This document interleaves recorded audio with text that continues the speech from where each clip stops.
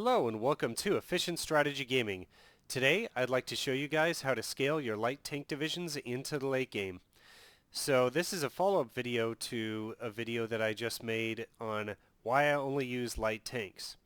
So I only use light tanks because of the excellent speed and the fact that I can mass produce them. Hearts of Iron 4 is mainly an economic game, and I'll show you how to get around the mechanics of the game here so that light tanks will basically be useful late game. So the main impediment to light tank divisions being useful is the fact that piercing needs to increase as tank technology gets better. So armor thickness as you go out through time in the game increases. So in other words, in 1936, you get this division template, this one right here. Your piercing is 24, and this is enough piercing to basically pierce any light tank division in the game till about 1940.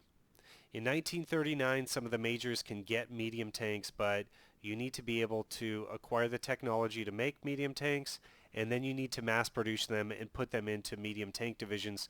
So it's not going to be until about 1940 till you even have to worry about increasing your piercing of your light tank division. So what happens in 1940? Well, what you have available to you in order to increase your piercing is not just anti-tank guns, but anti-air guns. And so we can put in anti-tank and anti-air companies here without decreasing the speed of our tank divisions. So this is really important.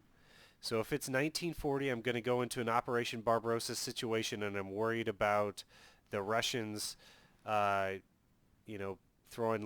medium tanks at me. I can easily put in support anti-air and increase my piercing to 38. Piercing at 38 should pierce any of the medium tanks as far as I know. So if you throw that into your division template, that should be enough to still have light tank divisions and still have them be viable. So it's getting around 1943, 1944, and now you got heavy tanks. Now you're going to need support anti-tank. So if I throw that in there, the piercing then increases from 38 to 55, and that value of 55 should be able to pierce heavy tanks. Caveats here. This is an anti-tank company here that is composed of, I think it's the Pack 38. Let me see here.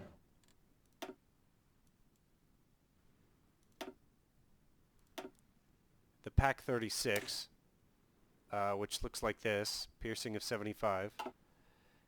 But the anti-air is actually composed of this level of anti-air gun, this 2 centimeter anti-air gun, which gives you a piercing of 60. So that's something to think of. And so how do you know if your tanks can pierce the enemy armor? Well, you just click on one of the combat bubbles, and you can see here, here's my medium tank division. So for this build, I was using medium tanks. And it says here the division can pierce 3 of 3 armored enemy divisions, and they can pierce me. Likewise, you can go over here and see if their armor pierces yours. So that's how to check it.